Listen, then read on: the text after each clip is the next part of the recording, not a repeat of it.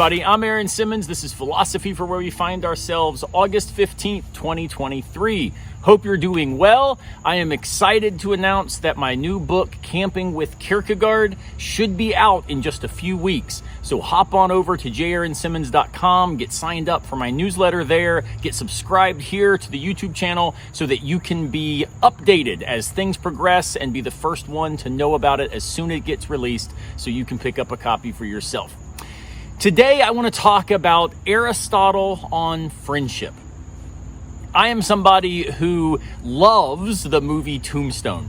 And in fact, I'd say that if you grew up in the 90s or were in college when that movie came out, you probably also think that it holds a special place in your heart and your history.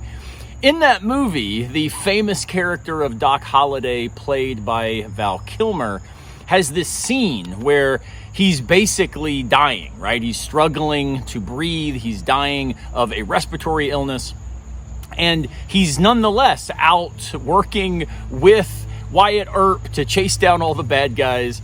At one point, he's really struggling to breathe. He's coughing a lot. And one of the other people there in the crew say to him, "Doc, what are you doing? Why are you here? You should be at home getting some help." And Doc simply responds, "Wyatt Earp is my friend." To which the guy responds, "Oh, hell, Doc, I've got lots of friends." And Doc simply responds in that famous way that anybody who's a fan of the film understands. He simply responds, "I don't." The idea of not having a lot of friends might seem like a real slight on his character, a problem with who he is. But I want to suggest that it's actually something quite in line with Aristotle's notion of what really counts as the highest form of friendship. For Aristotle, there are three different kinds of friends. There are pleasurable friends, useful friends, and virtuous friends. Now, the first two are kind of similar, and it's pretty easy to understand what those are. A friend is pleasurable if being around that person brings you a kind of joy that might otherwise be lacking. So, for example, I've got a group of friends. We ride mountain bikes together. And so when we go riding together, we contribute to each other's pleasure by making possible this sort of activity. So we might say that these are friends of affinity, right? They're friends that emerge as a result of sharing time together, doing something that you enjoy together. Similarly, but different in important ways, are useful friends, friends of utility.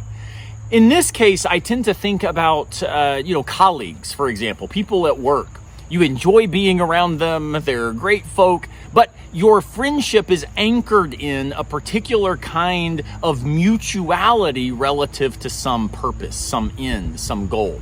So you might have a friend at work with whom you work well. You produce important stuff together. You get those projects accomplished.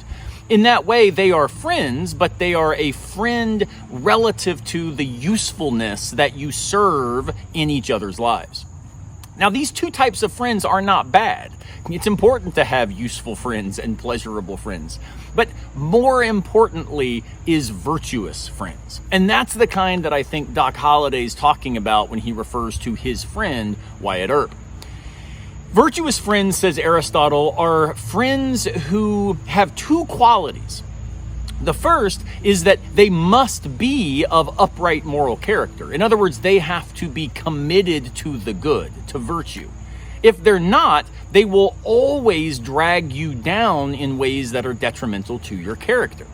So they have to be good, but then secondly, being around them has to contribute or increase your moral identity. In other words, their moral quality has to be something that then benefits yours, and vice versa. But notice here, it's not simply a matter of utility relative to the good. It's a matter of virtue knowing virtue, like knowing like. Virtuous friends are those who make us better people, not just make us better at accomplishing certain tasks.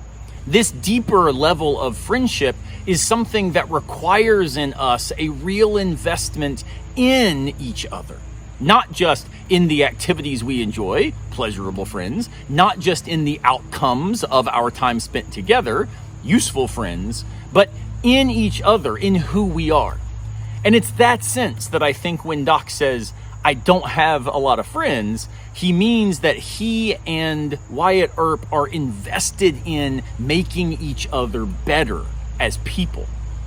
And that notion is something that comes back at the end of the film when Doc is now actually dying and Wyatt Earp shows up and he shows him a pamphlet, a little book that he had written, and it's simply called My Friend Doc Holliday.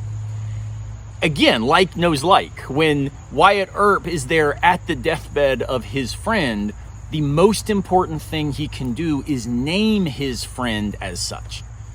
Doc, as friend, becomes then relationally invested in who Wyatt Earp is as virtuous, as good.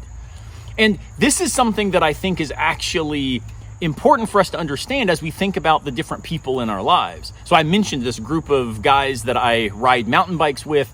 What's so cool, and in fact I think deeply contributes to why being around each other is so pleasurable, is we end up being friends in all three of these ways. And that I think is ultimately the highest goal, right?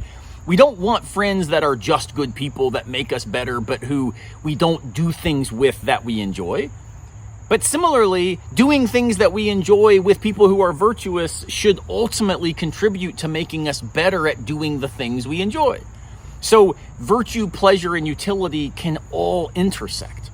So for example, the friends that I ride with, obviously we are friends of pleasure. We enjoy riding mountain bikes, but we are also friends of utility. We push each other and support each other to get better at that activity.